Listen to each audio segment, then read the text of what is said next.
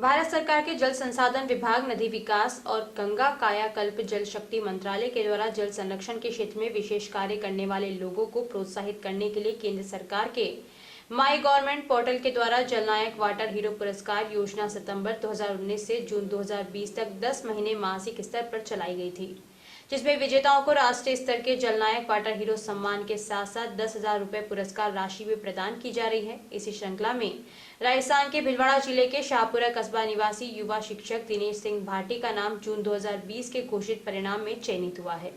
जल शक्ति मंत्रालय को इस पुरस्कार के लिए देश भर से 4,742 प्रविष्टियां प्राप्त हुई, जिनमें अंतिम चयन कर 60 व्यक्तियों को वाटर हीरो पुरस्कार का विजेता चुना है। इसमें अति महत्वपूर्ण यह है कि राजस्थान से भाटी अकेले जल संरक्षण पर्यावरण कार्यकर्ता हैं जो इस सम्मान के लिए चुने गए हैं। भाटी ने बताया कि पानी के लिए पेड़, पेड़ के लिए पानी, इस अवधारणा व आवश्यकताओं को पूरी करने के लिए वर्षा का जल ही एकमात्र व सर्वोत्तम समाधान है।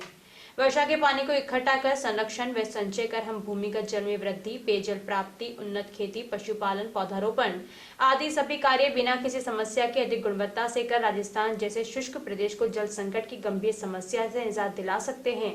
शाहपुरा में युवा शिक्षकों के द्वारा बनाए गए पर्यावरण क्षेत्र के अग्रणी सामाजिक संगठन हरि शाहपुरा पर्यावरण संवर्धन संस्था के नेतृत्व में ऐतिहासिक कस्बे शाहपुरा में 15 जून 2019 से 30 जून 2019 तक वर्षा जल संरक्षण अभियान चलाकर सामुदायिक सहयोग से रियासतकालीन कुआं अजय सागर, जो विगत 20 वर्षों से बंद पड़ा था, कचरा पात्र में बदल चुका था। यहाँ श्री वेंकटेश भगवान मंदिर, कलिंजरी गेट की छत के बरसात के पानी को वर्षा जल संचय रेन वाटर हार्वेस्टिंग के नियमों से इस कुएं को रिचार्ज कर पुनर्जीवित किया गया। युवाओं के श्रमदान, प्रेस क्लब के पदाधिकारियों, स्थानीय निकाय, नगर पालिका शाहपुरा प्रशासन, सामाजिक संगठनों के पुरजोर समर्थन व सहयोग से शाहपुरा में जल संरक्षण का यह प्रथम प्रोजेक्ट संपन्न होकर राष्ट्रीय स्तर पर पुरस्कृत हुआ है। जल संरक्षण के क्षेत्र में शाहपुरा कस्बे व भीलवाड़ा जिले का नाम राष्ट्रीय स्तर पर गौरवान्वित करके पुरस्कृत होने से क्षेत्र के सामाजिक व पर्यावरण संगठनों के कार्यकर्ताओं में अपार उत्साह, हर्ष व खुशी की लहर है। भाटी ने श्री महेश नभाल, अध्यक्ष जलधारा विकास संस्थान भीलवाड़ा, अमित काबरा, सुमंगल सेवा संस्थान भीलवाड़ा, केदार जागेटिया जल संरक्षण कार्यकर्ता, पूर्व पार्षद भीलवाड़ा, डॉक्टर प्रकाश चंद्र जैन उदयपुर, अंकुश सेन जेईएन वाटरशेड पंचायत समिति शाहपुरा से जल संरक्षण कार्य की प्रेरणा, प्रशिक्षण व मार्गदर्शन प्राप्त कर वर्षा जल संचय संरक्षण कार्य में उत्कृष्टता हासिल की। इस हेतु सभी का हार्दिक आभार प्रकट किया। भाटी वर्तमान में राजकीय उच्च माध्यमिक विद्यालय डोहरिया तहसील फुलिया कला में हिंदी शिक्षक पद पर कार्यरत हैं।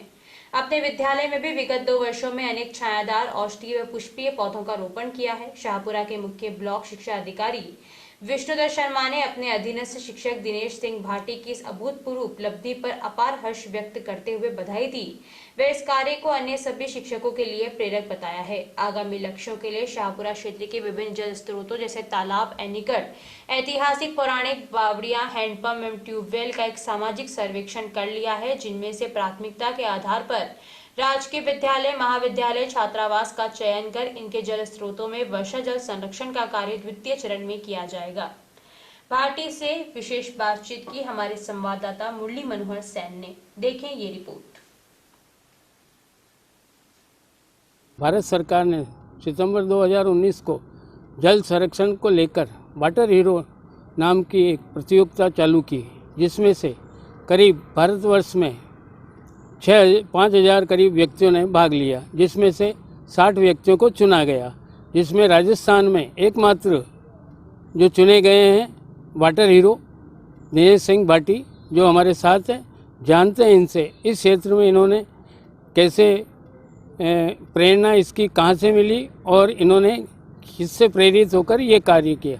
नमस्कार साहब, लोकवाणी में आपका स्वागत है जी। आपने ये प्रतियोगिता में भाग लिया, किस प्रेरणा से लिया और इस बारे में क्या क्या काम हुए? सर, मैं मूल रूप से अध्यापक हूँ और मई 2019 में यहाँ भीलवाड़ा जिला केंद्र पर एक महेश जी नवहाल करके सामाजिक कार्यकर्ता हैं। उन्होंने एक जल मित्र संगम नाम से एक जल संरक्षण के ऊपर एक सेमिनार आयोजित की थी। उस सेमिनार में मैं यहाँ आया था, उस सेमिनार में भाग लिया। यहाँ इस सेमिनार में पूरे भारत से अलग अलग जगह से जल संरक्षण के विशेषज्ञ आए थे। उनसे विभिन्न प्रकार की जानकारी प्राप्त हुई, जल संरक्षण के लिए हम किस प्रकार से कार्य कर सकते हैं। और वहाँ मुझे प्रेरणा मिली कि जल संरक्षण के क्षेत्र में कैसे काम करना चाहिए। जबकि मैं पर्यावरण के क्षेत्र में पौधारोपण और इस प्रकार के कार्य पिछले 10 वर्षों से कर रहा हूँ, और साथ में 2019 से ही हमने जल संरक्षण के क्षेत्र में भी यहाँ भीलवाड़ा जिला केंद्र से उस सेमिनार से प्रेरणा प्राप्त करके उस काम को भी करना शुरू किया था। शाहपुरा के आप रहने वाले हैं, और शाहपुरा में जल संरक्षण की कितनी आवश्यकता है और कहाँ है? शाहपुरा की बात करें उसके साथ ही मैं कहना चाहूँगा कि पूरे भीलवाड़ा ज़िले में ही जल संरक्षण के ऊपर काफ़ी काम होना है और काफ़ी काम हुआ भी है। वर्तमान में स्थिति जब हम देखते हैं कि पेयजल के लिए हम चंबल के पानी पर आश्रित हैं। पहले शाहपुरा में हम स्थानीय स्तर पर जो यहाँ के बांध हैं, उमेश सागर और नाहर सागर और अरवड़ बांध भी हैं, इन पर आश्रित थे। सिंचाई के लिए अभी भी उन्हीं पर आश्रित हैं, लेकिन पेयजल के लिए अब हम चंबल की जो प्रोजेक्ट हैं केंद्र सरकार का, उस समय उस पर आश्रित हो गए हैं। अगर चंबल में किसी भी प्रकार की कमी हो जाती है पानी में, प्रकृति में हो सकता है, जब मांग ज़्यादा बढ़ रही है तो होगी ही कमी। हमारे सामने उदाहरण है बिसलपुर बांध का। बिसलपुर में जल की कमी हो गई। जयपुर का रामगढ़ बांध है, उसमें जब कमी हो गई, तो मूल रूप से मेरा विचार है कि स्थानीय स्तर पर जिस प्रकार से एक खेती के बारे में कहावत है, अपने खेत का पानी अपने खेत में, उसी प्रकार से अपने घर का पानी अपने घर के उपयोग में, अपने घर के परिवार के लोगों के उपयोग में आएगा, तभी जाकर हम जल की समस्या से निजात पा सकेंगे। आप शिक्षक भी हैं, तो छात्रों को आप इस जल संरक्षण के बारे में किस प्रकार मोटिवेट करेंगे और छात्रों को क्या शिक्षा देंगे कि वो जल संरक्षण के लिए सदैव तैयार रहे? मैं शिक्षक हूँ, इसका मुझे गर्व है। साथ ही मूल रूप से मैं हिंदी विषय का हूँ, लेकिन भूगोल भी मेरा विषय रहा है। तो भूगोल विषय के आधार पर छात्रों को मैं अभी भूगोल भी पढ़ा रहा हूँ। तो बच्चों में किसी भी प्रकार की पर्यावरण की चेतना अगर जगानी है तो बच्चे उसका सबसे बड़ा एक वर्ग मिल जाता है हमें। हर वर्ष एक पूरी पीढ़ी चेंज होती है, विद्यालयों में निकलती है वो कक्षाएं पास करके।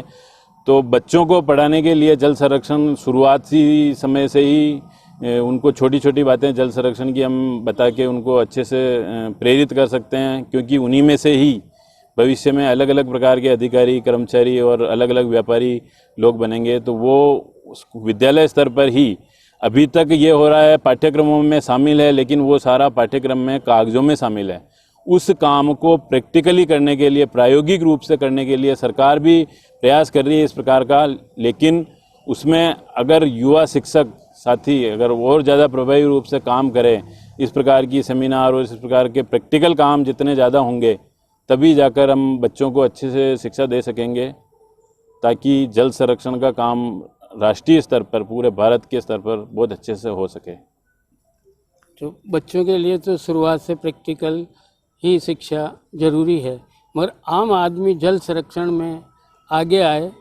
जो अभी लापरवाहियाँ देखते हैं अपन कि कार धोने के लिए बेहिसाब पानी खराब कर रहे हैं या टोंटी चला के मंजन कर रहे हैं, इन आम आदमियों के लिए आप क्या कहेंगे? आम आदमियों के लिए यही संदेश है कि अगर हमने जल बचा लिया है तो एक तरीके से सीधा सा कह सकते हैं कि हमने जीवन बचा लिया है। एक छोटा सा उदाहरण मैं आपके सामने प्रस्तुत करना चाहूँगा।